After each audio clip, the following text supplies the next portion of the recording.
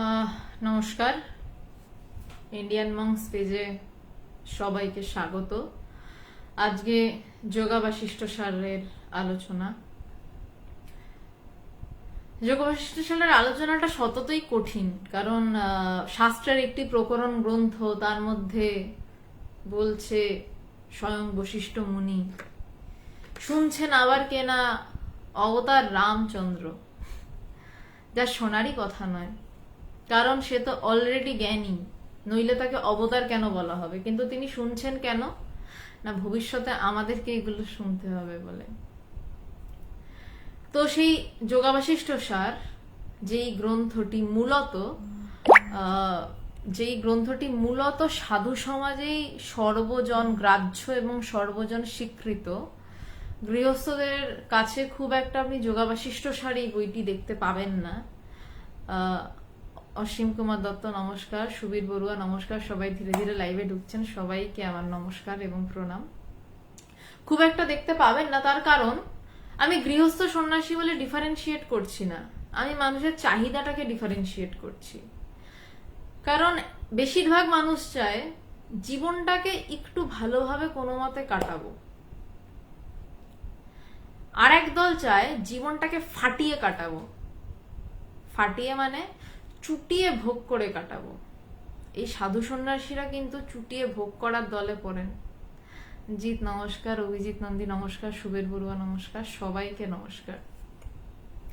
আমার বাবার সাথে একটা খুব সুন্দর কনভারসেশন মনে পড়ে গেল এই সূত্রে। আমার বাবা আজকে পৃথিবীতে নেই। এই শিখাদি এসব কি স্টিকার পাঠাচ্ছে? না, আমি এতটাও রাগী নই। আমার বাবাই মানে বেঁচে নেই এই সময়। বাবার সাথে একটা খুব সুন্দর কনভারসেশন, এই বিছানাতে বাবা শুয়ে রয়েছে, এটা আমারই ঘর, তো বাবার সেদিন কিছু ভালো লাগছে না আর কি, তো বাবা এসে শুয়ে পড়েছে। তো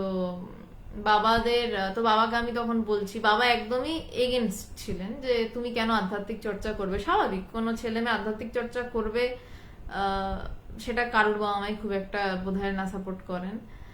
বাপ্পা চক্রবর্তী রাধে রাধে, প্রণাম প্রণাম, সবাইকে প্রণাম আমার পক্ষ থেকে। রুমি সরকার প্রণাম। হ্যাঁ, ভুল করে শিখাতে বুঝতে পেরেছি। শ্রীমতী দি নমস্কার নমস্কার, অনেকদিন পর দেখলাম। তো আমার সিনটা মনে পড়ছে, ঠিক আমি যেই জায়গাটায় বসে, এই জায়গায় বাবা মাথা দিয়ে শুয়ে রয়েছেন। তো বাবা ছোটবেলায় ক্লাস 2-তে বাংলাদেশ থেকে এদেশে এসে ভারত সেবাশ্রম সঙ্গে থেকেছেন এবং পড়াশোনা ভারত সেবাশ্রম সঙ্গে থেকে পড়াশোনা করেছেন, কারণ এখানে কোথাও জায়গা ছিল না থাকার। তো সেদিন বাবার মেন্টাল কন্ডিশন খুব নড়বড়ে। তাই বাবাকে বলছি, বাবা তুমি তো সারা জীবন ঠাকুর মাকে পুজো করে গেলে, আমি মানে জন্ম থেকে দেখেছি বাড়িতে একদিকে ঠাকুরের ফটো একদিকে মায়ের ফটো, বাবা রোজ না খেয়ে সকালবেলা দুধ দেখাতো। বললাম তুমি অ্যাটলিস্ট কথামৃত একটু পড়ো, তুমি কেন একটুও কথামৃত পড়ো না? তুমি জানোই না ঠাকুর মা কি বলেছে, তুমি সারাটা জীবন তাদের পুজো করে গেলে। বাবা দেহত্যাগের যতদূর সম্ভব বছর 2-3 আগের কথা। তো বাবা বলছে ও আমার সব জানা আছে, আমাদের মহারাজরা ভারত সেবাশ্রমে আমাদের গীতা পড়াতো, আমাদের খুব ভালো লাগতো সেই সময়টা। আমি বললাম, বাবা যদি ওইটুকু সময় গীতা পড়ে তোমাদের ওই সময়টা ভালো লাগতে পারে, তাহলে সেটাকে জীবন মানাচ্ছ না কেন? তুমি বলছো আমার একটু গীতা শুনে আমার ভালো লাগতো, যখন মহারাজরা বলতো আমি শুনেছি আমার ভালো লাগতো, তাহলে আমি যদি এটাকে জীবন বানাই, তুমি যদি গীতাটাকে জীবন বানাও বা এই আধ্যাত্মিক বিষয়টাকে জীবন বানাও, তুমি তাহলে ভালো থাকবে। কিন্তু মানে আমার বলতে খারাপ লাগছে, এটা লাইন আছে না, চোরান আসনে ধর্মের কাহিনী, বদ্ধজীব মানে বদ্ধজীবী। তো আমি পিতৃ নিন্দা করছি না, যেটা সত্য সেটা বলছি। আমার বাবা অনেকটা সেই গোছের মানুষ, মানে বসে বসে বসে থাকবে, চোখ বুঝে বসে থাকবে, তাও দিয়ে যাচ্ছে, কিন্তু ঈশ্বর চিন্তা কিছুতেই করবে না। তো যাই হোক, কিছুতেই করানো যায়নি। তো যে প্রসঙ্গ থেকে বিষয়টা এলো, যে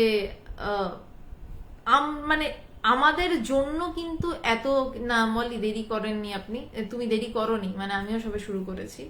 তো যেই জন্য সমস্ত কিছু আলোচনা, মানে রামের তো কোনো দরকার ছিল না নতুন করে জ্ঞান লাভ করার, কিন্তু আমাদের জন্য তিনি এত কথা শুনেছেন, বশিষ্ঠ মুনি এত কথা বলেছেন, তিনি যেন আবার জ্ঞানী হয়েছেন।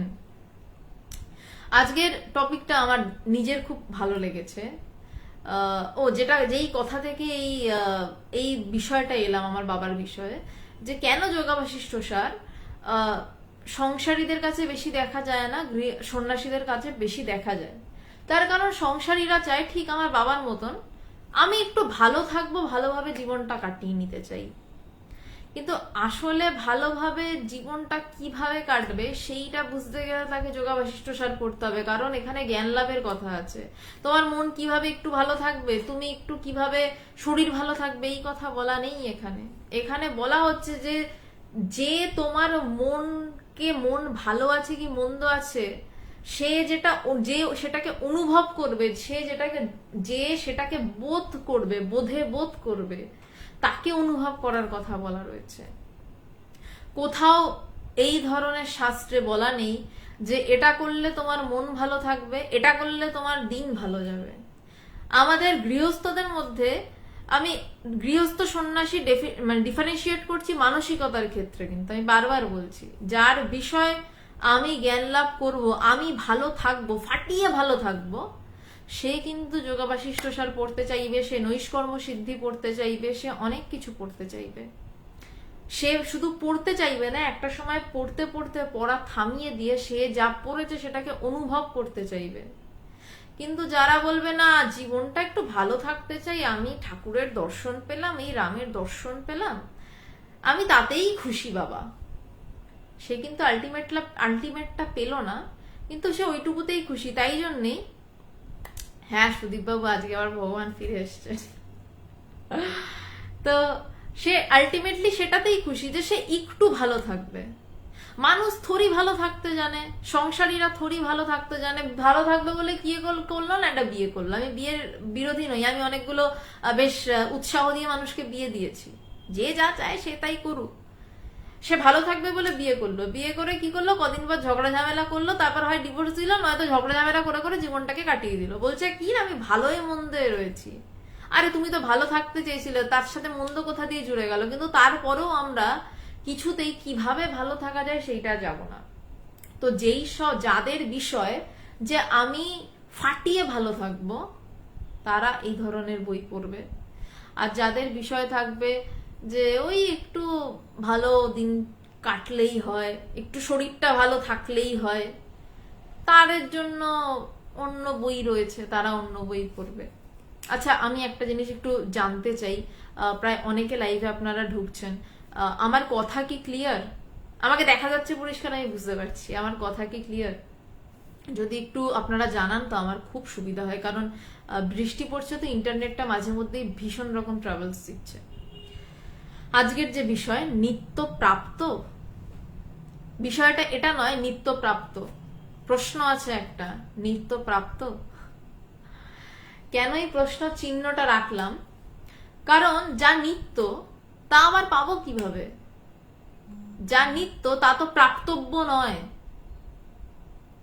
তা তো প্রাপ্ত হতে পারে না। প্রাপ্ত মানে আমি পাচ্ছি, যেটা আমার কাছে রয়েছে সেটা কি আমি আবার পেতে পারি? কিন্তু শাস্ত্র বলছে ব্রহ্ম নিত্য প্রাপ্ত। আচ্ছা বেশ clear, thank you so much Bhaskar da, thank you Ankit, আচ্ছা বেশ, Shrimati di thank you so much. তো যেই বস্তুটা আমার কাছে রয়েছে নিত্য, তাকে আবার আমার প্রাপ্ত হওয়ার কি আছে? তাকে আমি পেতে চাইবো কেন?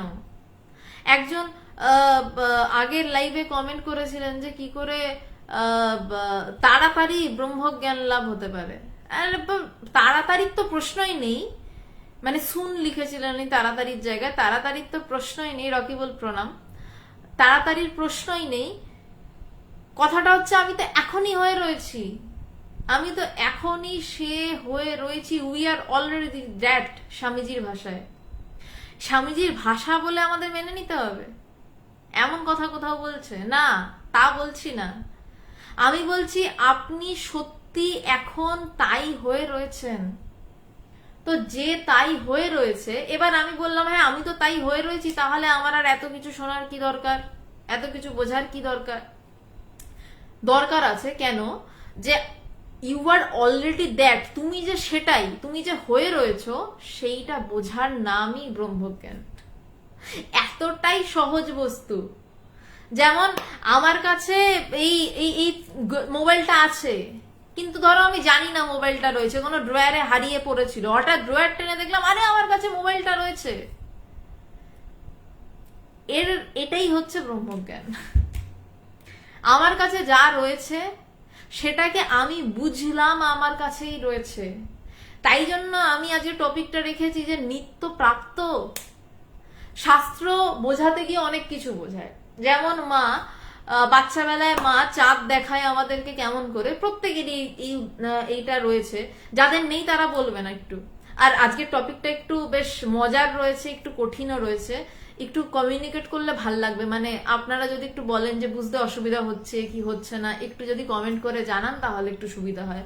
আর যার যা প্রশ্ন থাকবে এই রিলেটেড অবশ্যই করবেন, এটা ছাড়া যদি কোনো প্রশ্ন থাকে একদম শেষে করবেন। যেমন বাচ্চাদেরকে মা দেখায় চাঁদটাকে আকাশে, যে দেখ দেখ দেখ চাঁদ। বাচ্চাদের দেখবেন ঘাড় তুলতে পারে না এরকম করে, কই কই কই কই কই, ওই দেখ তাল গাছ, তাহলে হ্যাঁ তাল গাছ, ওই দেখ তাল গাছের মাথার উপর চাঁদ উঠেছে। তখন বাচ্চাটা তাল গাছ খুঁজে পেয়েছে, তাল গাছের মাথায় চাঁদ, তখন চাঁদ দেখতে পাচ্ছে। তার আগে কিন্তু মৌসুমীদি নোটিফিকেশনে, আমি যারা লাইভ শুনছেন আমি সবাইকে জানিয়ে দিই, মৌসুমী মুখার্জি যে কথাটা বলছেন যে নোটিফিকেশন পাচ্ছেন না তাই অনুষ্ঠানে যোগ দিতে দেরি হচ্ছে, অ্যাকচুয়ালি ইন্ডিয়ান মংস পেজটা আমি জানি না কাদের কোন সমস্যা হয়েছে, একটু ব্রহ্মজ্ঞানের কথা বলছি বলে, মানে মায়ার রাজ্য থেকে টেনে বের করার একটা প্রচেষ্টা, তো প্রচুর লোকে এসে রিপোর্ট করে গেছে, কেন করেছে আমি জানি না। আপনাদের একটা মানে বিনীত অনুরোধ করছি, আমি বিনীত বা অনুরোধ করছি, অ্যাকচুয়ালি প্রচুর মানুষ নোটিফিকেশন পাচ্ছে না। আপনারা হয়তো খেয়াল করে থাকবেন আগে প্রায় 150 জন 200 জনের উপর মানুষ দেখতেন, কিন্তু এখন নোটিফিকেশন পাচ্ছে না। তার কারণ বোধহয় শুধু ব্রহ্মজ্ঞানের কথা বলছি বলে একদলের খুব রাগ হয়েছে, তারা পেজটাকে প্রচুর রিপোর্ট করেছে।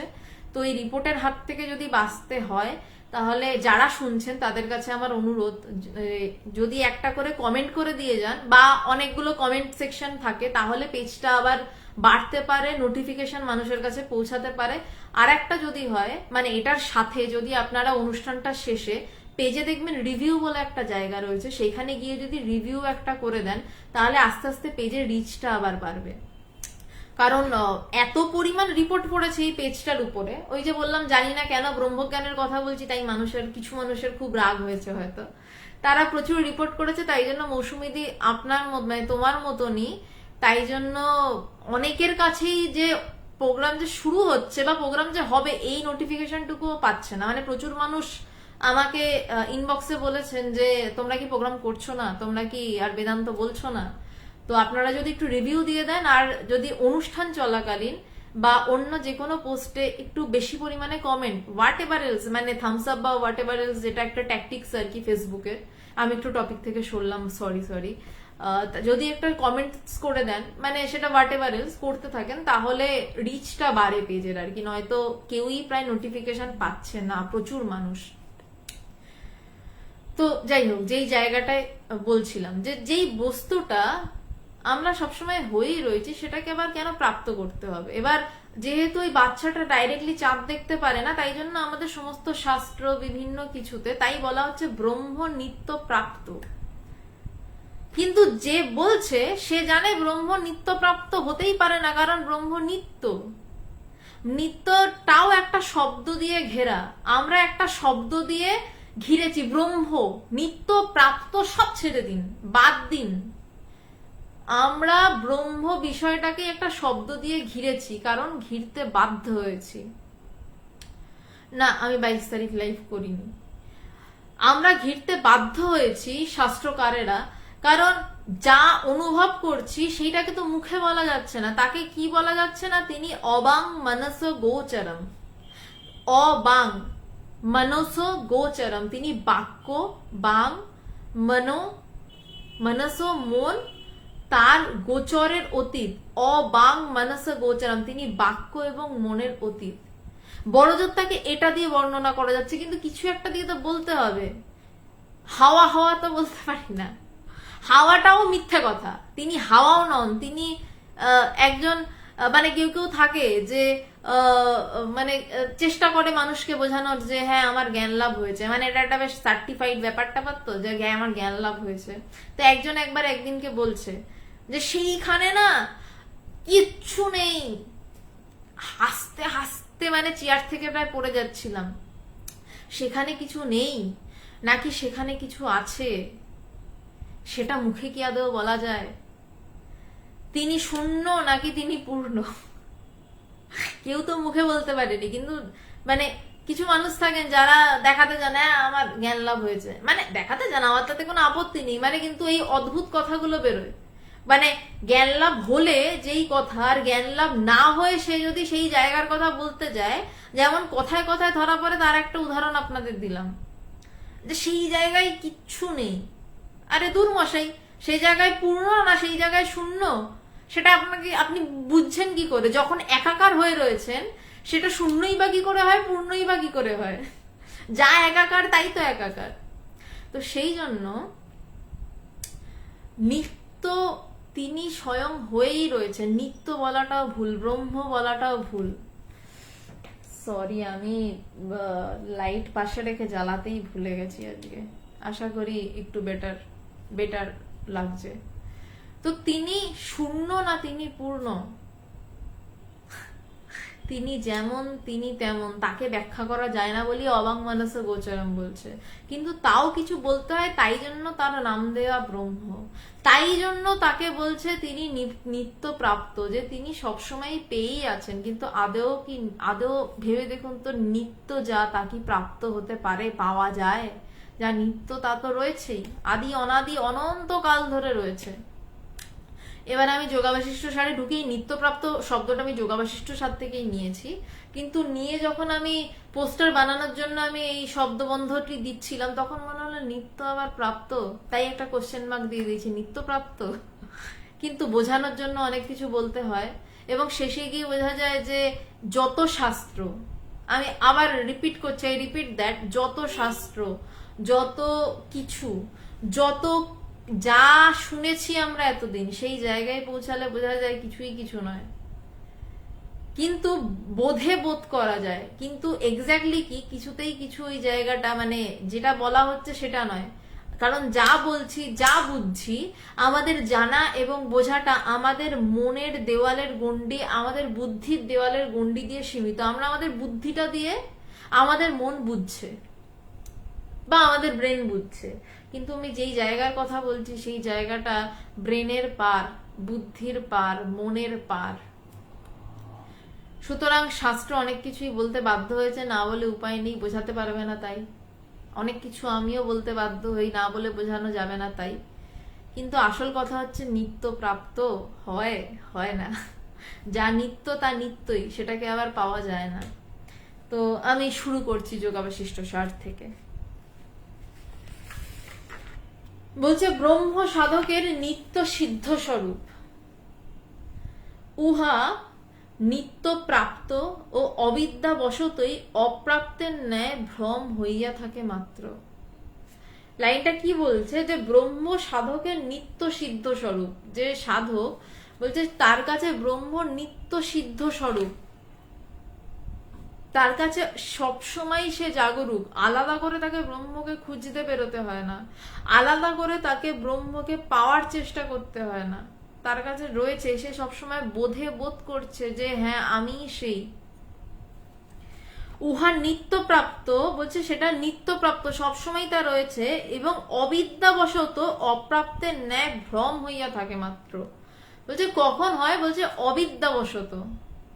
আমার উপর কিছু একটা ঢাকনা পড়ে গেছে, সেই আমিটার উপরে একটা চাদর পড়ে গেছে, বলছে সেই অবিদ্যাবশত অপ্রাপ্তের ন্যায় যেন পাচ্ছি না, অবিদ্যার ন্যায় ভ্রম মাত্র হয়ে থাকে।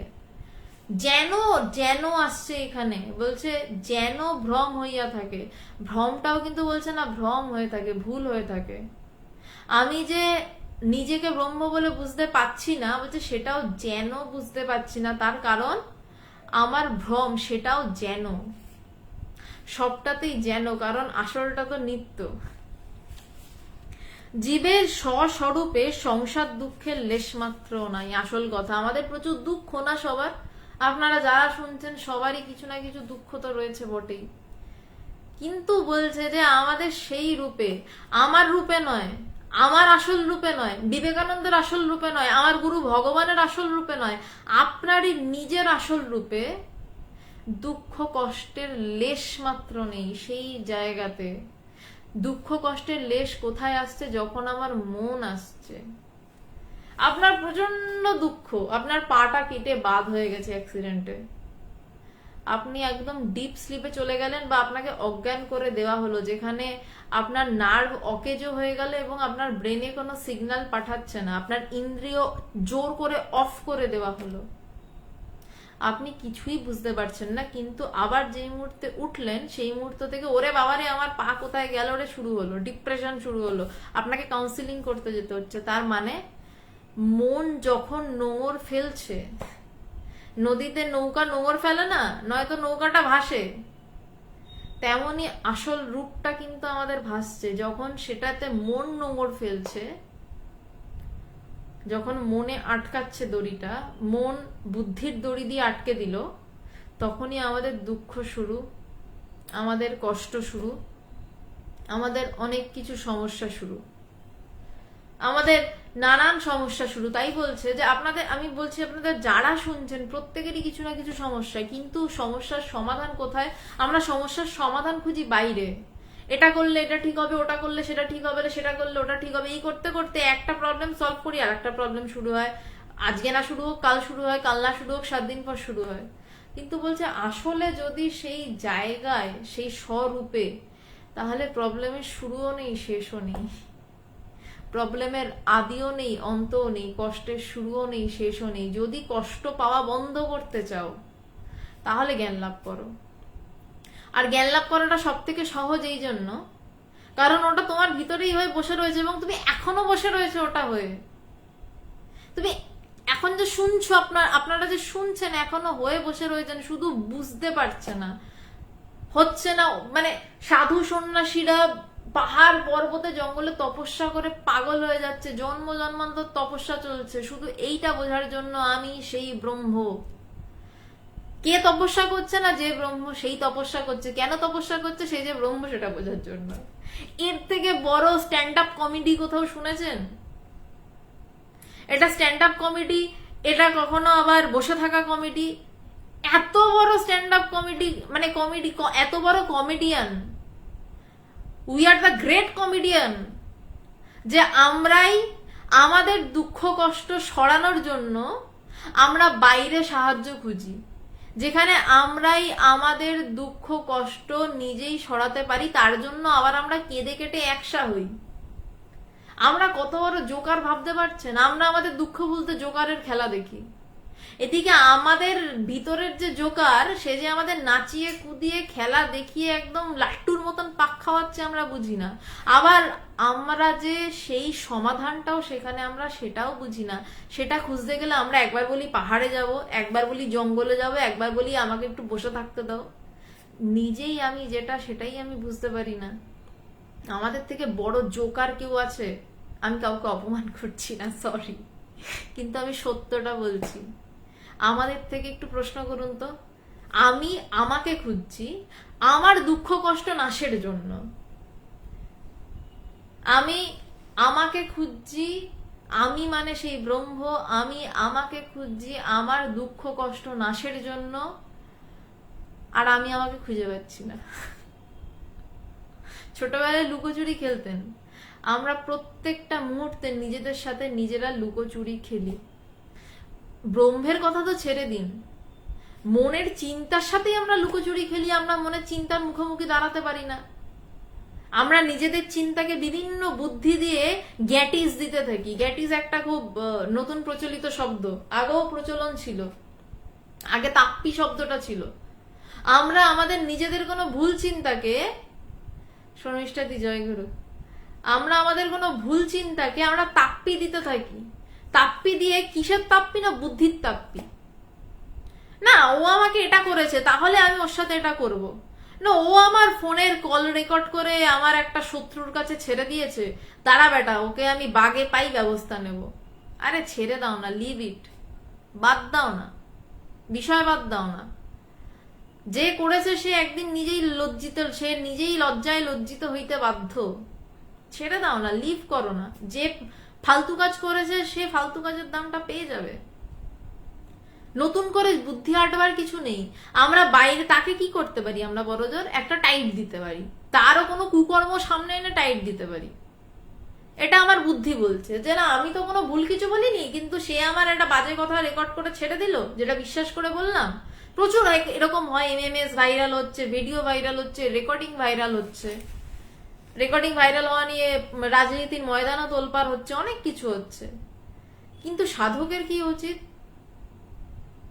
সেও উল্টো টাইট দিতে পারে, কিন্তু বসে থাকো, দেখতে থাকো কি হয়, তুমি জ্ঞান লাভের চেষ্টা করতে থাকো। বাকি সবকিছু এমনি তোমার পায়ে মাথা নত হতে বাধ্য। রবীন্দ্রনাথ ঠাকুরের একটা গান আছে না, সন্ন্যাসী রাজা, সৃজিত মুখার্জি সিনেমাটি করেছিলেন। সিনেমাটা নিয়ে আমার কোনো কথা নেই, নো কমেন্টস। গানটা অসাধারণ অ্যারেঞ্জমেন্ট হয়েছিল। তো সেই গানটার একটা জায়গায় ছিল, মানে রবি ঠাকুরেরই গান, গানটা রবীন্দ্রনাথ অসম্ভব সুন্দর লিখছেন যে মহারাজও এই কি সাজে এলে হৃদয় পুরো মাঝে, চরণতরে কোটি শশী কোটি রবি, চরণতলে কোটি রবি, মানে এই ধরনের কিছু একটা ছিল, আমি প্রচন্ড লিরিক্স বলে যাই। চরণতলে কোটি শশী সূর্য মরে লাজে, মহারাজও একই সাজে এলে হৃদয় পুরো মাঝে। বলছে যা যেই জ্ঞান লাভ করলে, মানে মহারাজও একই সাজে বাইরে থেকে আসেন না, তিনি ভিতর থেকেই প্রকাশিত হন। সেই মহারাজ যখন মহারাজও একই সাজে এলে হৃদয় পুরো মাঝে, আমার ভিতরে তুমি সেই সাজে এসে দাঁড়ালে, আমার ভিতরেই।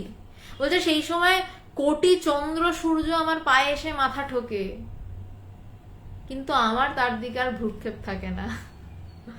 ভ্রুক্ষেপ থাকে না বলেই কোটি সূর্যচন্দ্র এসে মাথা ঠুকতে বাধ্য হয়। যখন আমার ভ্রুক্ষেপ থাকে তখন তারা মাথা ঠোকে না। তাই বলছি যে যারা অকর্ম কুকর্ম করছে, হ্যাঁ আমিও সবসময় পারি না, রিয়াক্ট করে ফেলি, কিন্তু ধীরে ধীরে যত দিন যায় মনে হয় ছেড়ে দেওয়াটাও বড় বেশি রিয়াকশন, ছেড়ে দেওয়ার থেকে বড় রিয়াকশন খুব কম রয়েছে। হ্যাঁ খুব বাজে অবস্থা, তখন তো ধরে উত্তম মধ্যম ধোলাই দেওয়ার দরকার, তার আগে অব্দি ছেড়ে দেওয়ার থেকে বড় রিয়াকশন আর কিছু হয় না।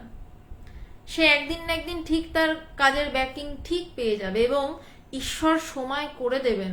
যদি আমি নিজে সময় নিতে যাই যে আমি দেখে নেব, সেই দেখাটা একটু ছোট দেখা। ঈশ্বর যদি ভাবেন যে এবার বেটা আমি দেখব, তখন ঈশ্বর দিন দেন। ঈশ্বরের দেওয়া দিনে দেখাটা ডেঞ্জারাস দেখা হয়, এটা আমি আমার ব্যক্তিগত অভিজ্ঞতা থেকে বললাম। তো তাই বলছে যে আমরা যে নানান কিছু করি, সেইখানে অপ্রাপ্তের ন্যায় ভ্রম হইয়া থাকে মাত্র অবিদ্যাবশত। আমরা এই যা যা করি সবটাই অবিদ্যাবশত করি, আমাদের অবিদ্যার জন্য করি, একে দেখে নেবো তাকে দেখে নেবো, হ্যান ত্যান। তো বলছে জীবের স্বস্বরূপে সংসার দুঃখের লেশ মাত্রও নাই, ভ্রান্তি বশতই ওই দুঃখের প্রতীতি। বলছে ভ্রান্তি বশত ওই দুঃখটার একটা প্রতীতি থাকে আমাদের সামনে, যেন আমরা দুঃখ পাচ্ছি। চট করে ঘুমিয়ে পড়ো না, ডিপ স্লিপ, ব্রহ্মজ্ঞান হতে হবে না, সমাধিও হতে হবে না, একটু গভীর ঘুমিয়ে পড়ো, দুঃখ কষ্ট কোথায় যায় বাবা। আমার মনে পড়ে বাবা যখন মারা গেলেন, কোভিড, বডিও তো আমরা কেউ পাইনি আর কি, একদম প্রথম দিকের। তো আমি চুপচাপ দেখছি দাঁড়িয়ে, যা হচ্ছে হচ্ছে, দেখছি ঘটনাবলী যা ঘটছে সামনে, দেখা ছাড়া রাস্তা নেই। তো কোভিড বাড়িতে কেউ আসবেও না, তাই দোকানে গিয়ে বললাম দাদা 0.5 সিডেটিভ দিন। নামটা বলছি না কি সিডেটিভ, কারণ উচিত নয় বলা। তো ডাক্তারের থেকে প্রেসক্রাইব করে দেখলাম মায়ের তো খুব খারাপ অবস্থা, কারণ বাড়িতে কেউ নেই, দুটো প্রাণী, মানে আমি মা। তো মাকে চুপচাপ সিডেটিভটা খাইয়ে দিলাম। আমি অবাক হয়ে সেই সময় দেখছি এত কষ্ট, মানে আমি খারাপ বলছি না, এটাই পৃথিবী, এটাই সত্য, এটাই জগৎ। এত কষ্ট, জীবনের একমাত্র সঙ্গী চলে যাওয়া। সিডেটিভে কিন্তু সে যখন ঘুমিয়ে পড়লো, তার কিন্তু কোনো দুঃখ নেই, কষ্ট নেই। আমার মনে আছে আমি গালে হাত দিয়ে বসে দেখছি মায়ের মুখটা, আমার তখন মনে হচ্ছে যে সত্যি জগৎ কি অদ্ভুত, জগৎ কি অদ্ভুত। সে কিন্তু শান্ত হয়ে ঘুমাচ্ছে, শান্ত, সেই ঘুমে কোনো কষ্ট নেই, কোনো কষ্টের লেশ মাত্র নেই, কোনো চিন্তা নেই, কাল উঠে মানুষটাকে দেখতে পাবো না এই চিন্তাটুকু নেই, সে নিশ্চিন্তে ঘুমাচ্ছে। তখন আমি ভাবছিলাম যে জগৎ কোথায় শেষ হয়ে যায়, আর আমরা কি নিয়ে এত নাচানাচি করি। পরের দিন সকালে উঠে যখন ওই আবার মন নোংর ফেললো, হ্যাঁ আবার কান্নাকাটি শুরু, অবশ্যই সে তো হবেই, কিন্তু সেই যে জায়গা, যদি আমাদের সামান্য সিডেটিভে আমরা সেই জায়গাতে চলে যেতে পারি, অবশ্যই সিডেটিভ খাবেন না, আমি একজন ফার্মাসিস্ট হিসেবে বারণ করছি, সিডেটিভ দুমদাম খাবেন না, একদম উচিত নয়। মানে তখন আমার হাতে কোনো উপায় ছিল না, বাড়িতে আমি একা একা মা, মানে আমি সামলাতে হবে, তাই বাধ্য হয়েছিলাম দিতে, নয়তো দিতাম না। ডাক্তারই বলেছিলেন যে হ্যাঁ দিয়ে দিন একটা, নইলে এই অবস্থায় অন্য অ্যাটাক হয়ে, প্যানিক অ্যাটাক হয়ে যেতে পারে। তো ঠিক যখন নোংর করে মনটা, ঠিক সকালবেলা মা উঠলো এবং কান্না শুরু। আমি তখন হা করে দেখছি এবং অশেষ গুরু কৃপায় আমি ঘটনাগুলো মেলাচ্ছি যে জগৎ কি এবং জগতের থেকে সরে গিয়ে আসল জায়গাটা কোথায়। আমি সবকিছু ভুলে থাকা থেকে পালিয়ে থাকাকে আসল জায়গা বলছি না, আমিও তো সিচুয়েশন দেখছি, কিন্তু সিচুয়েশনটা আমি অন্যভাবে দেখছি। আর আমার পাশে বসে আমার মা, যিনি আমার থেকে বয়সে অনেক বড়, তার অভিজ্ঞতা অনেক বেশি, তিনি সিচুয়েশনটাকে অন্যভাবে দেখছেন। তো গুরু কৃপায় বেঁচে গেছিলাম আর কি, যাই হোক। তো সেইখানেই বলছে, সেই জায়গাতে সংসারের কোনো দুঃখের লেশ মাত্র নেই, কোনো লেশ মাত্র নেই। একটু ব্যক্তিগত কথা শেয়ার করলাম, কারণ শুধু বইয়ের কথা বলাটা ঠিক বলে মনে হয় না। ব্যক্তিগত কথা না বললে, ব্যক্তিগত জীবনের কিছু কথা না বললে শুধু কথা বলাটা বেকার লাগে আমার। তো বলছে, অতএব বিচার প্রসূত সম্যক জ্ঞান দ্বারা অবিদ্যা নিবৃত্তি হইলে নিত্য সিদ্ধ স্বরূপস্থিতি স্বয়ংই সাধিত হয়, এবং এই জন্য গুরুমুখে বেদান্তোক্ত মহাবাক্যার্থ শ্রবণের আবশ্যকতা আছে। তো বলছে যে অতএব বিচার প্রসূত সম্যক জ্ঞান দ্বারা অবিদ্যা নিবৃত্তি হইলে, অবিদ্যা মানে কি, আমার প্রচুর দুঃখ, আমাকে দুঃখ কাটাতে হবে, আমার দুঃখ আমি ব্রহ্মকে পাচ্ছি না, এটাও এক প্রকার অবিদ্যা। আমার ব্রহ্মজ্ঞান চাই, আমার ব্রহ্মজ্ঞান চাই, এটাও অবিদ্যা, কিন্তু ভালো অবিদ্যা। বলছে এই অবিদ্যা কিভাবে নিবৃত্ত হবে, বলছে বিচার প্রসূত সম্যক জ্ঞান দ্বারা। অশোকবাবু ওম নমঃ নারায়ণা বলছে বিচার প্রসূত সম্যক জ্ঞান দ্বারা।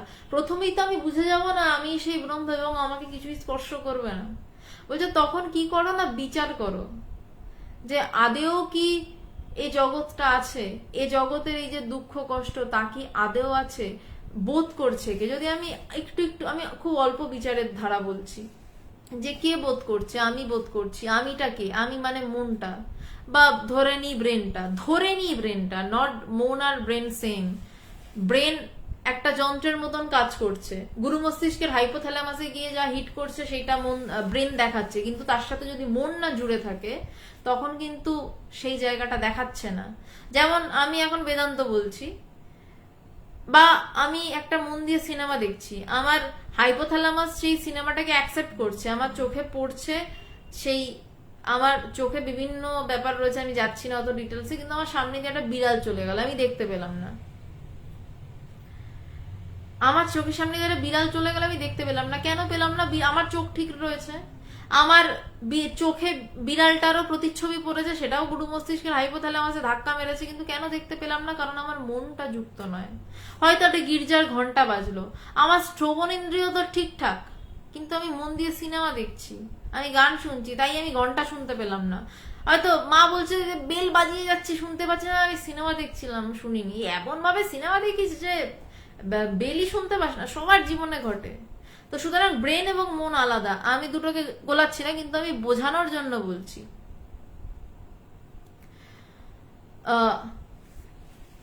দীপান, আমি তোমার ইয়েটাতে পরে আসছি, হ্যাঁ, মানে আমি একটু শেষ করে নিয়ে পরে ঢুকছি তোমার কথাটাতে। তো বলছে সেই জন্য যদি আমি এভাবে ভাবি তাহলে এটাকেই বিচার বলছে, এবং বিচার করতে করতে একটা সময় দেখবো তাহলে উঠছে কোথা থেকে চিন্তা, দেখছি কোথা থেকে। তো বলছে সেইভাবে প্রসূত সম্যক জ্ঞান দ্বারা অবিদ্যা নিবৃত্তি হইলে, অবিদ্যা শেষ হলে নিত্য সিদ্ধ হয়। মানে অবিদ্যা উড়ে যাচ্ছে, আমার এই যে চিন্তা, আমার ভাবনা, আমি দেখছি, আমি শুনছি, এগুলো সমস্ত উড়ে যাচ্ছে, তবেই নিত্য সিদ্ধ হচ্ছে। স্বরূপ স্থিতি স্বয়ংই সাধিত হয়। স্বরূপ স্থিতিকে করতে হয় না। স্বরূপ স্থিতি মানে আমি আমার রূপে স্থিত। আমি আমার তৃষিতা সেন নামক এই রূপে স্থিত নই, আমার এই চেহারাটায় স্থিত নেই, যেটা কিনা 20 বছর পর কুচকে যাবে, আরো 20 বছর পর চিতায় উঠে যাবে। সেই রূপে নয়, বলছে আমি সেই রূপে স্থিত যেইখানে অরূপ, যেখানে কোনো রূপ নেই। আমি সেই রূপে স্বয়ংই স্থিত, সেই স্বরূপ স্থিতি স্বয়ংই সাধিত হয়। আমার অজ্ঞান সরে যাওয়াটাই আসল। আমার অজ্ঞান চাপে, কারণ মায়ার শেষ নেই। আমি এক্ষুনি সোনারপুরে বসে রয়েছি আমার বাড়িতে, আমি কিছুক্ষণ পর ভাবলাম আহা সুইজারল্যান্ডে যদি ঘুরে বেড়াতাম, সব ঘুমিয়ে স্বপ্ন দেখে ফেললাম সুইজারল্যান্ডে একদম মেবি ঘুরছি আমি। কিন্তু বলছে যে আমি সুইজারল্যান্ড থেকে দুম করে আবার অ্যান্টার্কটিকাও চলে যেতে পারি, অনেক জায়গা ঘুরে বেড়াতে পারি। কিন্তু বলছে ঘুরছে কে, চিন্তা করছে কে? একজনই সুইজারল্যান্ড যাচ্ছে, অ্যান্টার্কটিকা যাচ্ছে, আবার নিজের ঘরে ফিরে এসে কপালে করাঘাত করে ভাবছে হায় কপাল, কোথাও যাওয়া হলো না। তো বলছে যে এই যে বাকি চিন্তা, এগুলোর শেষ নেই। এগুলো যদি সরে যায়, যেই মুহূর্তে সরে যাবে সেই রূপে, সেই মুহূর্তে নিজের স্বরূপ নিজেই সাধিত হবে। নিজের স্বরূপ নিজেই প্রকাশিত, অন্য কিছুর দরকার নেই। স্বরূপ নিজেই স্বয়ং সাধিত হবে। বলতে কারণ যে স্বরূপ স্থিতি স্বয়ংই সাধিত হয়, এবং এর জন্য কি দরকার? বলছে এই জন্য গুরু মুখে বেদন্তোক্ত মহাবাক্যার্থ শ্রবণের আবশ্যকতা আছে। বলছে এটার জন্য কি দরকার? আমার গুরুর মুখে, যার তার মুখ থেকে শুনলে কিন্তু হবে না। যার তার মুখ থেকে শুনলে হবে না, তার কারণ সেই কথায় শক্তি থাকবে না। যে ব্রহ্মজ্ঞানী সে যখন বলবে অহং ব্রহ্মাস্মি, সেই কথার একটা শক্তি রয়েছে। যেমন ধরুন কেউ মানালি থেকে ঘুরে এসছে, সে আপনাকে বলবে যে মানালির ম্যালের রাস্তাটা এইভাবে চলে যাবেন। আর যে মানালির গল্প পড়েছে, সিনেমা টিনেমা দেখেছে, সে সিনেমা দেখে আপনাকে একরকম এক্সপ্লেনেশন দেবে, এইরকম ভাবে যাবে, যে ট্রাভেল গাইড পড়েছে। কিন্তু যে নিজে হেঁটে এসছে মানালির রাস্তায়, সে আপনাকে যেভাবে মানালির কথা বলবে, আপনি শুনেই বুঝবেন হ্যাঁ এ বেটা শিওর মানালি গেছে, এবং আপনি গিয়ে তার কথা অনুযায়ী যেতে কোনো অসুবিধা হবে না। সে বলবে হয়তো দেখবেন এই পাশ থেকে একটা ছোট্ট সরু গলি চলে গেছে, ওইটা দিয়ে গেলে আপনাকে এই সিঁড়িগুলোকে আর ক্রস করতে হবে না, টুক করে আপনি উপরে উঠে যাবেন। কিন্তু যে যায়নি সে তো জানে সোজা সিঁড়ির কথা, সাইডের সিঁড়ির কথা তো সে জানে না। ঠিক তেমনি যে সেই জায়গায় স্থিত, গুরু কে না, যে ব্রহ্ম জ্ঞানে স্থিত, সে যখন মহাবাক্য বলছে, তার কথার তেজ আলাদা, তার কথার ব্যাপারই আলাদা। সে কথা বলছেই অন্যরকম ভাবে। সে কথা বলছে শক্তি দিয়ে, যে যেই শক্তিতে ওই মানালি সাইডের রাস্তাটা দিয়ে মেলে পৌঁছে যাওয়া যেতে পারে। কারণ সে নিজে ওই সাইডের রাস্তা দিয়ে একদিন গেছে, সে সোজা রাস্তা দিয়েও গেছে, সে সাইডের রাস্তা দিয়েও গেছে, তাই জন্য বলতে পারছে সোজা রাস্তাটা দিয়ে যেও না, কষ্ট হবে, এই সাইডের রাস্তা দিয়ে যাও। তাই বলছে গুরুর মুখে সেই বেদান্তর কথা শোনাটা আবশ্যক। আবশ্যক শুনতেও পারো, না শুনতেও না পারো, এই বিবেক চূড়ামণি পড়ো, মান্ডুক্য কারিকা পড়ো, বড় বড় শাস্ত্রের বই পড়ো, হয়ে যাবে, একবারও বলছে না। যারা ডাক্তার হয়, যারা ইঞ্জিনিয়ার হয়, যারা কেমিস্ট হয়, তাদেরকে কেউ বলে না যে কলেজে পড়ার কি দরকার, ওই বইপত্র রয়েছে, বইপত্রগুলো নিয়ে বলছি শ্রীমতী, তুই বলছি বইপত্রগুলো নিয়ে নিজে পড়ে নাও, তুমি বড় কেমিস্ট হয়ে যাবে, বলে না। কারণ সেখানে টনটনে জ্ঞান রয়েছে যে না, কাউকে শেখাতে হবে। ছুরিটা দিয়ে, স্ক্যালপেলটা দিয়ে আমি ঠিকভাবে মানুষটাকে, চামড়াটাকে কাটতে পারবো না, লেয়ার অনুসারে কাটতে হবে। সেটা বইতে যতই লেখা থাক, যে কেটেছে তাকে দেখাতে হবে। তেমনি যে গুরু সেই জায়গায় বসে রয়েছেন, স্বয়ং হয়ে বসে রয়েছেন, তিনি যখন বেদান্তের কথা বলছেন, তিনি যখন বলছেন স্বরূপকে জানো, তিনি যখন বলছেন স্বয়ং সাধিত। স্বয়ং সাধিত মানে এখানে বলছে যে স্বরূপ স্থিতি স্বয়ংই সাধিত হয়। মানে বলছে আমি অবিদ্যাটাকে আনতে পারি। আমার প্রচুর হাবি জাবি চিন্তা দিয়ে আমার মন অবিদ্যা এনে হাজির করছে শ্রীমতীদি, কিন্তু আমি যার উপরে চিন্তা হচ্ছে, যেমন রাস্তার উপর দিয়েই নানান গাড়ি যাচ্ছে, মার্সিডিজ বেঞ্চ যাচ্ছে, রিক্সা যাচ্ছে, ঠেলা যাচ্ছে, হুন্ডাই যাচ্ছে, i20 যাচ্ছে, যে কোনো গাড়ি যাচ্ছে, অল্টো যাচ্ছে, কিন্তু রাস্তাটা স্থির। গাড়িগুলো সরে গেলে রাস্তাটাই পড়ে থাকে। তেমনি অজ্ঞান প্রচুর, অজ্ঞানের চিন্তাধারা প্রচুর, কিন্তু অজ্ঞানটা সরে গেলে জ্ঞান নিজেই সাধিত হয়। মানে জ্ঞানকে আর সাধনা করে পাওয়া যায় না। তাই বলছে জ্ঞান নিত্য প্রাপ্তব্য নয়, জ্ঞানকে পাওয়া যায় না, জ্ঞান স্বয়ং সাধনা করে পাওয়া যায় না, সে স্বয়ংই হয়ে বসে আছে। শুধু কাজ হচ্ছে সামনে থেকে আবর্জনাগুলো সরানো, অবিদ্যাটা সরানো। স্বয়ং সাধিত মানে সে স্বয়ংই সাধনা করে ফল লাভ করেই বসে রয়েছে। সাধনা করেছে বলা ভুল, মানে জ্ঞান হয়েও সে বসে রয়েছে, জ্ঞান হয়েই সে বসে রয়েছে, স্বয়ং সাধিত স্বরূপে সে স্বয়ং সাধিত। তাকে আলাদা করে আর সাধনা করতে হচ্ছে না। যে জ্ঞানটাকে পাওয়ার জন্য কিন্তু আমরা কেউ সাধনা করি না, আমরা অজ্ঞান সরাতে সাধনা করি। আমাদের এটা ভীষণ ভুল কনসেপ্ট, এবং এটা বলা হয়ে থাকে যে আমরা জ্ঞান লাভের জন্য সাধনা করছি। না, আমরা অজ্ঞান সরাতে সাধনা করছি। জ্ঞান তো হয়েই বসে আছে বাবা, এখনো জ্ঞান হয়ে বসে রয়েছে, এখনো জ্ঞানী হয়েই কথা বলছি, জ্ঞানী হয়ে তোমরা শুনছো। জ্ঞান জ্ঞান লাভের জন্য সাধনা নয়, অজ্ঞান সরাতে সাধনা। অজ্ঞান সরলেই জ্ঞানের প্রকাশ, আর কিছুই নয়। শ্রীমতী একটু কি ক্লিয়ার হয়েছে? আমি জানি পুরোটা ক্লিয়ার হবে না, তুমি এটা নিয়ে একটু চিন্তা করো, করতে করতে দেখবে অনেকটা ক্লিয়ার হবে। একটু হয়তো ক্লিয়ার হয়েছে। বলছে যে শুদ্ধ চিত্ত জিজ্ঞাসুর মল বিক্ষেপাদিত কোনো দোষ নেই, গুরুর উপদেশ শ্রবণ মাত্রই তাহার অপ্রতিবদ্ধ দৃঢ় জ্ঞান উৎপন্ন হইয়া থাকে। আচ্ছা, আমি এই জায়গাটায় না ঢুকবো না, কারণ চিত্তের অনেক রকম দোষ রয়েছে। মানে কেন জ্ঞান লাভ হয় না, বিক্ষেপ দোষ, মল দোষ, আরো নানান রকম দোষ রয়েছে, সেই বিষয়ে মানে অজ্ঞানের নানান ধাপ রয়েছে। এবার সেই জায়গাটায় ঢুকছে, এটা ঢুকলে মোটামুটি আরো 1 ঘন্টা শেষ হয়ে যাবে। তো আমার মনে হয় আমি যতটুকু আলোচনা করলাম সেটাই একটু বেশি করা হয়ে গেছে। তো আমি আজকে এই অবধি শেষ করছি। এবার কারোর যে কোনো প্রশ্ন থাকলে জিজ্ঞাসা করো শ্রীমতী দি। আচ্ছা শ্রীমতী দি, তুমি একটু ব্যাপারটা নিয়ে চিন্তা করো, মানে একটু মনে ঘুরিও, তাহলে আর একটু ক্লিয়ার হবে তোমার কাছে। কারোর যদি কোনো প্রশ্ন থাকে করতে পারেন। আর আমি আর একবারও রিপিট করে দিচ্ছি যে মানে পেজটাতে হয়তো ব্রহ্মজ্ঞানের কথা বলা হয় বলে শরীর ভালো থাকে কিভাবে না, এসব কথা বলা হয় না। তাই জন্য পেজটায় প্রচুর রিপোর্ট পড়েছে, অনেকের কাছে নোটিফিকেশন যাচ্ছে না, কিচ্ছু নোটিফিকেশন কেউ পাচ্ছেন না। যদি পারেন পেজটাতে আপনারা একটা রিভিউ দিয়ে যান, আর যা হোক একটু কমেন্ট সেকশনে কমেন্ট করতে থাকুন, তাহলে পেজটার রিচটা একটু বাড়ে। কারণ লাইভ শুরু হচ্ছে, কেউ কোনো নোটিফিকেশনই পাচ্ছেন না, বেশিরভাগের ক্ষেত্রে হচ্ছে এটা। আচ্ছা দীপায়ন, তোমার কিছু প্রশ্ন ছিল। এখানে প্রশ্নটাই তো হারিয়ে যায়। মৌসুমী দি, আজ তো অনেক কষ্ট করে যোগদান করলাম মায়ের আশীর্বাদে, আর তোমাকে টপিক থেকে বার করার জন্য দুঃখিত। না মৌসুমী দি, তুমি ভালো করেছো, মানে আমি রোজই ভাবি বলবো আর ভুলে যাই। আমি একটু আউট অফ টপিক হয়েছিলাম, বাট এটা দরকার ছিল আর কি, কারণ নইলে অনেক মানুষই নোটিফিকেশনই পাচ্ছেন না যে শুনবেন।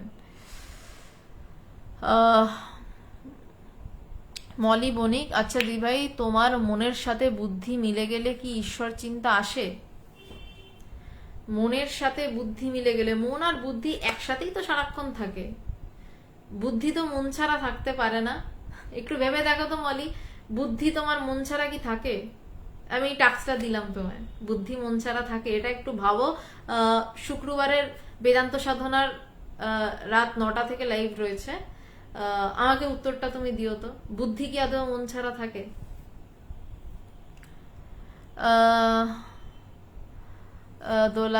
দোলা কাকিমা, হ্যাঁ ঠিক ঠিক ঠিক বলেছেন শর্মিষ্ঠা দি। বেশ দীপায়ন, তোমার প্রশ্নটাই আমি আর খুঁজে পাচ্ছি না, একটু প্লিজ, হ্যাঁ একটু প্লিজ তুমি প্রশ্নটা আর একবার পাঠাবে। না পেয়েছি, এইটা কোথাও পড়েছিলাম, তুমি যদি কয়েকজন থেকে সে 10 জন থেকে লেখাও অ্যাবাউট ইয়োর সেলফ, সবাই আলাদা আলাদা লিখবে, যে লিখবে সে নিজেকে খুঁজে পাবে না ওই লেখাগুলো থেকে। যে লিখবে সে নিজেকে খুঁজে পাবে না ওই লেখাগুলো থেকে, মনে হয় না পেয়ে যাবে। কারণ বিভিন্ন জ্যোতিষীর ইয়ে থাকে, দেখবে যে সিংহ রাশিরা এরকম হয়, কন্যা রাশি এরকম হয়, বৃশ্চিক রাশি এরকম হয়, জেনারেলাইজ করা থাকে, তার থেকে মানুষ হামলে পড়ে, মানে আমিও পড়তাম একটা সময়, আমি বলছি না আমি অতি সুশীল বালিকা, 19-20 তখন আমাদের সময়, এখন 19-20 বেরোয় কিনা আমার জানা নেই, 19-20-তে পিছনে দেয়া থাকতো, আর আরেকটা বছর শেষে দেওয়া থাকতো যে এই রাশির মানুষেরা কেমন কেমন হবে। তো যদি রাশিটা নাও দেয়া থাকতো না, সবাই হামলে পরে আমরা চেক করতাম, এবং এখনো মানুষ করে, এবং নিজের সাথে নিজেকে মেলে, আচ্ছা আমি এরকম, আমি এরকম, আমি এরকম। তুমি হয়তো ভীষণ ইন্ট্রোভার্ট, তোমাকে যদি কেউ এসে বলে না তুমি প্রচন্ড এক্সট্রোভার্ট, তুমি বলবে না আমি তো ইন্ট্রোভার্ট, তুমি যদি সেই লেখাটাই লেখো, তুমি নিজের লেখা নিজে খুঁজে পাবেই, কারণ তুমি তোমার নিজের স্বভাবের সাথে সেই লেখাটা মিল পাবে। তুমি এটা কোথাও পড়েছিলে, আমি তোমাকে প্র্যাকটিক্যাল অভিজ্ঞতা থেকে বললাম এই কথাটা। কোনো কোশ্চেন থাকলে দিবান করতে পারো। মলি বণিক, আচ্ছা থ্যাংক ইউ। আর কোনো প্রশ্ন তো পাচ্ছি না আপাতত। রাজনারায়ণ হাজরা, কলকুণ্ডলিনীর জাগরণ না হলে কি ব্রহ্মজ্ঞান হওয়া সম্ভব? না, সম্ভব নয়। সদ্গুরুর কৃপা না হলে কি জাগরণ হতে পারে? না, হতে পারে না। আত্মজ্ঞান হওয়া ব্রহ্মজ্ঞান হওয়া তো একই, তবেই তো বোধে বোধ। হঠাৎ করে এটা পাওয়া যায় কি? হঠাৎ করে কিছুই পাওয়া যায় না, সব কিছুরই পূর্বজন্মের অনেক হিসাব থাকে, এই জন্মের সাথে পূর্বজন্মের হিসাব আমরা হয়তো দেখি হট করে পেয়ে গেল, কিন্তু তার অনেক কিছু করে রাখা আছে, তাই পেয়ে গেল আর কি। পূর্বজন্মের কর্মফল না থাকলে এক পাও এগোনো যায় কি? পূর্বজন্মের কর্মের ফল ছাড়া এক পা এগোনো যায় না, যেমন ঠিক এই জন্মে যদি একটু ইচ্ছা না থাকে তাহলেও এক পা এগোনো যায় না, এই জন্মের ইচ্ছাটুকুও থাকতে হয়। আধ্যাত্ম চেতনা জাগ্রত হঠাৎ হয় কি যদি না আধার থাকে? সেরকম সদ্গুরুর পাল্লায় পড়লে হঠাৎ হয়ে যায়, সেটা আমি হতে দেখেছি। আর এবার আপনি বলতে পারেন হ্যাঁ সেই সদ্গুরুর পাল্লায় পড়াটাও, পাল্লায় শব্দটা ব্যবহার করলাম জেনে বুঝে আমি, সেই সদ্গুরুর পাল্লায় পড়াটাও হয়তো পূর্বজন্মের ফল। এবার দেখুন, পূর্বজন্ম, তার পূর্বজন্ম, তার পূর্বজন্ম, কোনো না কোনো সময় তো সে ভালো কর্ম করেছে, তো পূর্বজন্ম ছেড়ে দিন, এই দিন এই জন্ম এই মুহূর্ত থেকে ভালো কর্ম শুরু করুন না, ক্ষতি কি? কোনো না কোনো জন্মে তো শুরু করেছিলেন, তাই বলছেন পূর্বজন্মের কর্ম সঞ্চিত ফলে আমি এই জন্মে অনেক উপকার পাচ্ছি। ছেড়ে দিন আগের জন্ম, এই জন্মে শুরু করুন, এই জন্মে শেষ করুন। রাজনারায়ণ হাজরা, আপনাকে বলছি এবং সবাইকেই বলছি, এত পূর্বজন্ম পরজন্ম ভেবে লাভ নেই, কারণ আদৌ কোনো জন্মাইনি আমরা, মরিও নি, মরবো না জীবনে। ও বলার জন্য পূর্বজন্ম পরজন্ম অনেক কিছু বলতে হয়, বাদ দিন না সব। কোন এক জন্মে তো শুরু করছিলেন, যদি পূর্বজন্ম মেনে থাকেন। হ্যাঁ আমি পূর্বজন্ম মানি, মানে মানতে হয়, কিন্তু আসলে সেই জায়গায় গেলে কোনো জন্মই নেই। কোনোদিনই কোনো না কোনো জন্মে যখন শুরু করেছিলেন, বাদ দিন না, পুরনো গল্প, অনেক পুরনো গল্প। এই দিন এই মুহূর্ত থেকে এই জন্মে শুরু করুন, দেখুন না যদি ঠিক ঠিক ইচ্ছা থাকে ব্রহ্মজ্ঞান লাভেন কিভাবে এগোতে পারেন। আগের জন্ম টন্ম ছাড়ুন, এই মুহূর্তটাকে ধরুন। এই মুহূর্তটা এই বেরিয়ে গেল, আবার বেরিয়ে গেল মুহূর্তটা, এই মুহূর্তটাই ধরতে পারছেন না। পূর্বজন্ম পরজন্ম কি আমরা মানুষ এত কথা বলি, এই মুহূর্ত থেকে জ্ঞান লাভের চেষ্টা শুরু করুন, বাকি সব ছাড়ুন, বাকি সব মানে সব করুন, মানে সংসার টংসার যা করার করুন, কিন্তু ভিতরের ইচ্ছাটা তেজ বাড়ুক এই মুহূর্ত থেকে। দেবাশিস তিওয়ারি, দারুণ লাগছে। বিক্রম সেন, অঙ্কিত আপনার সাথে, অঙ্কিত বলে একজন আপনার সাথে যোগাযোগ করে নেবেন বিক্রম বাবু। আমি ওনাকে ওনার কাছে আপনার ডিটেলস সমস্ত পাঠিয়ে দিয়েছি আমাদের বুক ডিপার্টমেন্টের কাছে। ও আপনার সাথে যোগাযোগ করে নেবে, অঙ্কিত আপনাকে ফোন করে নেবে বিক্রম বাবু। শিখা রয়, হয়তো আমি দুঃখ পাবো, তাই না? কেন দুঃখ পাবে আমি জানি না। দেবাশিস তিওয়ারি, না বুদ্ধি ও মন রিলেটেড, আচ্ছা সেটা আপনি বুঝছেন, কিন্তু মলি একটু টাইম নিয়ে বুঝুক।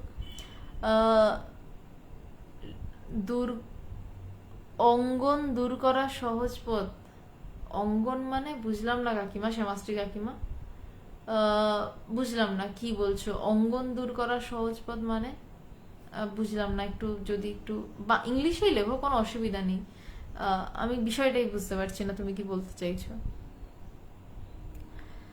মৌসুমী মুখার্জি, আমি যখন জব করতে বসি মনটার মধ্যে নানান চিন্তা এসে হাজির হয়, কিছুতেই এক মনে জব বা ধ্যান করতে পারছি না। এই সমস্যাটা বেশিরভাগের সমস্যা, জব করতে বসলে নানান চিন্তা এসে হাজির হয়, এক মনে পারছি না, বেশ সমস্যা সত্যি হয়। প্রথম 10 সেকেন্ড চেষ্টা করো, 10 সেকেন্ড আমি অন্য কোনো চিন্তা করব না। প্রথম দিনটা 10 সেকেন্ডই থাক, তারপর নয় অন্য চিন্তা হোক। মনটাকে লিবারেশন দাও, জোর করো না মনের উপর, মনকে প্রেশারাইজ করো না। তারপরের দিনও 10 সেকেন্ডই দাও, দুদিন 10 সেকেন্ড পরে, এরপর একটু 20 সেকেন্ড করো বিষয়টাকে, যে 20 সেকেন্ড আমি জবই করব, কিচ্ছু ভাববো না, একদম দৃঢ় সংকল্প। কিছু কিছু ক্ষেত্রে দৃঢ় সংকল্প লাগে, 20টাই তো সেকেন্ড, জবই করব। তারপর জব করছি, অন্য কিছু ভাবছি করছি।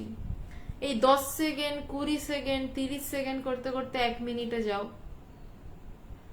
এরকম ভাবে আস্তে আস্তে সময় বাড়াতে থাকো এবং তারপর মনটাকে ছেড়ে দাও। মন যা ভাবছে ভাবুক, যেভাবে মন নাচছে নাচুক, মন যেই সুইজারল্যান্ডে ঘুরছে ঘুরুক, তুমি জবটা করে যাও, জবটা করে রেখে দাও। বা ধ্যান করছো, মনে হাজারটা চিন্তা, প্রথম কিছুক্ষণ ভাবলে যে আমি অন্যদিকে মন দেব না, 10 সেকেন্ড বা 1 মিনিট, ধ্যানের ক্ষেত্রে বলছি, 1 মিনিট এটা ভাবলে হবে না, বলছি বটে, হবে না। প্রথম 30 সেকেন্ড ঠিক করলে তাও হবে না, ধ্যানের ক্ষেত্রে কি করবে? মনটা লাফালাফি করছে তো, মনটাকে লাফালাফি করতে দাও। জবের ক্ষেত্রে নয়, জবের ক্ষেত্রে 10 সেকেন্ড 10 সেকেন্ড করে এগো। ধ্যানের ক্ষেত্রে মনটাকে লাফাতে দাও, মনটা লাফাক। কত লাফাতে পারে দেখো মনটা, তুমি লাফাতে থেকো না সাথে, মনের সাথে তুমি লাফাতে থেকো না, মনের লাফালাফিটা দেখো, মনের নানান চিন্তাটাকে দেখো। তাও পারবে না, কিছুক্ষণ দেখবে, আবার কিছুক্ষণ পর নিজে ওই চিন্তার সাথে জুড়ে গিয়ে লাফালাফি করবে, আবার কিছুক্ষণ পর মনে হবে এই আমার না লাফালাফি দেখার কথা ছিল, আমিও লাফাচ্ছি কেন। মানে যখন মানুষ নাইট ক্লাবে যায় বা ডিস্কো থেকে যায়, কখনো এসে বসে নাচানাচিটা দেখে, আবার কখনো উঠে গিয়ে নাচতে শুরু করলো, ব্যাপারটা এরকম। ঠিক তেমনই তুমিও ধ্যানে বসে কখনো দেখবে নিজে গিয়ে নাচতে শুরু করেছে, আবার যখনই মনে পড়বে সে সোফাতে বসে পড়বে, নিজের মনের সোফাতে। এটা চালাতে থাকো তো, তারপর জানিও আমাকে, হোয়াটসঅ্যাপে জানিও। আমি একটু ফোনে হয়তো পাবে না, আমাকে ফোন করতে পারো, হয়তো পাবে না, যেটা হবে সেটা আমাকে হোয়াটসঅ্যাপে একটু মেসেজ করে জানিও, কারণ ওপেন ওয়ালে অনুভূতি লিখো না। সুদীপ চক্রবর্তী, কিভাবে শুদ্ধ আনন্দতে চিরস্থায়ী নিরবিচ্ছিন্ন স্থিতি সম্ভব? নির্বিকল্প সমাধি লাভ করলে, একমাত্র নির্বিকল্প সমাধি লাভ করলে, সেই শুদ্ধ আনন্দেতে না, সেই শুদ্ধ চৈতন্যের নিরবিচ্ছিন্ন স্থিতি, সেখান থেকে আর যাওয়া আসা নেই, ফেরার জায়গা নেই, কারণ জায়গায় খুঁজে পাওয়া যাচ্ছে না, তো সেখান থেকে কোনো গতাগতি নেই। একমাত্র নির্বিকল্প সমাধিতে সম্ভব। নির্বিকল্প সমাধির জন্য নিজের প্রবল ইচ্ছার দরকার, যে আমাকে ওই সমাধি লাভই করতে হবে, ছোটখাটোতে আমি ভুলবো না, ভবি যেন না ভোলে যে ভাব সমাধি হলো ঠিক আছে, ও সবিকল্প সমাধি হলো ঠিক আছে, আমার নির্বিকল্পই লাগবে। এবং তার জন্য কি দরকার? নিজের প্রবল ইচ্ছা, এবং তার জন্য দরকার ব্রহ্মজ্ঞানী গুরুর চরণ, ব্রহ্মজ্ঞানী গুরুর পা ছাড়া কিচ্ছু সম্ভব নয়, এবং তার প্রত্যেকটা কথা অক্ষরে অক্ষরে পালন করা। সে যদি বলে এক্ষুনি ছাদ থেকে ঝাঁপ দে, ওরে বাবা ঝাঁপ দিলে মরে যাবো, এরমটা যেন মনে না আসে। ঝাঁপ দিতে বলছে ঝাঁপ দাও, এই মনের অবস্থা যখন হবে, তখনই ঠিক ঠিক গুরু সঙ্গ। আর কোন প্রশ্ন? ইগনোরেন্স, কাকিমা কি বলছো আমি বুঝতে পারছি না, আমি তোমার ফোনে বুঝিয়ে দেবো। তুমি কি যে বলতে চাইছো আমি বুঝতে পারছি না। দেবাশিস তিওয়ারি, পূর্বজন্মতে ইসলাম ধর্মে বিশ্বাস করে না, পরমহংস দেব এ পথ সাধন করে বললেন যতমত ততপথ, তাহলে কি জন্মান্তরবাদ নেই নাকি আছে? দেখুন, জন্মান্তরবাদ আমি ব্যক্তিগতভাবে বিশ্বাস করি, হিন্দু ধর্মে, বা হিন্দু ধর্ম বলা ভুল, সনাতন ধর্ম বিশ্বাস করে। কিন্তু সনাতন ধর্ম তার থেকেও বেশি বিশ্বাস করে যেটা, সেটা হচ্ছে যে আমার জন্মও নেই, আমার মৃত্যুও নেই। বলছে একমাত্র কখন নেই, একমাত্র তাকে জানলে। আমি যখন ব্রহ্মকে জানতে পারি, তখন বুঝি আমি জন্মাইনি, তো মরা তো দূরস্থ, আগে জন্মাতে হবে তো মরার জন্য। তো কোন ধর্ম কিসে বিশ্বাস করে কিসে না করে সেটা আমার বিষয় নয়, আমার অনুভূতিতে যা বোঝায়, আমার বোধে যা বোঝায়, আমি তো সেটাই বলবো। কে ঠিক কে ভুলে আমি যাচ্ছি না, আমি শুধু একটা কথাই বলবো, না জায়াতে না ম্রিয়তে, আমার জন্মও নেই আমার মৃত্যুও নেই। এটা গীতাতে সাংখ্যযোগে কৃষ্ণ বলছে, কিন্তু এটা অনুভব করা যায় যে আমি জন্মাইও নি, আমি মরবও না। যেটা অনুভব করা যায় সেটাই তো আমি বলবো। আমি হিন্দু কি বলেছে, মুসলিম কি বলেছে, জৈন কি বলেছে, আমি এটাতে জানতে যাব না। আর আপনাকেও অনুরোধ দেবাশিস তিওয়ারি, আপনিও অনুভব করে আপনি বুঝুন, পরের মুখের ঝাল খাবেন না। হিন্দু এটা বলেছে তাই ঠিক, মুসলিম এটা বলেছে তাই ঠিক, জৈন এটা বলেছে তাই ঠিক, দরকার নেই। আপনি নিজে অনুভব করুন, নিজে বুঝে নিন। আজকে তাহলে এই অবধি থাক। শ্যামাশ্রী কাকিমা, আমি তোমাকে পরে বোঝাবো, আমি কি বলছো আমি ঠিক বুঝতে পারছি না। আর আপনাদের সবাইকে আর একবারও বললাম, যদি একটু রিভিউ দিয়ে দেন পেজটাতে ভালো হয়, কারণ পেজের রিচ প্রচন্ড কমে গেছে, প্রচুর কারণ প্রচুর রিপোর্ট পড়েছে। আচ্ছা, একটা জিনিস ক্লিয়ার করি, সুদীপ চক্রবর্তী, ভগবানের মাথায় শিখি পাখা টাকা কিছু নয়। এটা আমার বন্ধুরাও আমাকে অনেক কিছু বলছে, না না ওইসব শিখি পাখা নয়। আমার ঘরে প্রচন্ড টিকটিকির উৎপাত হয়েছিল, আমি টিকটিকি তাড়ানোর জন্য ওইগুলো লাগিয়েছিলাম, এখন টিকটিকি নেই তাই খুলে সরিয়ে দিয়েছি। ওটা আমার গুরুর মাথার উপর কোনো শিখি পাখা রাখিনি, আমি ওটা টিকটিকি তাড়ানোর জন্য ব্যবহার করতাম। তো টিকটিকি নেই তাই শিখি পাকা নেই, আবার যদি টিকটিকি আসে তাহলে শিখি পাকা তার সস্থানে ফিরবে। যাই হোক, এই অবধি থাক আজকের আলোচনা। শুক্রবার বেদান্ত সাধনা নিয়ে 12 নম্বর চিঠি আপনারা পোস্টার পেয়ে যাবেন, আশা করছি পেয়ে যাবেন, নোটিফিকেশন হয়তো বা 9টা থেকেই আলোচনা হবে। প্রণাম।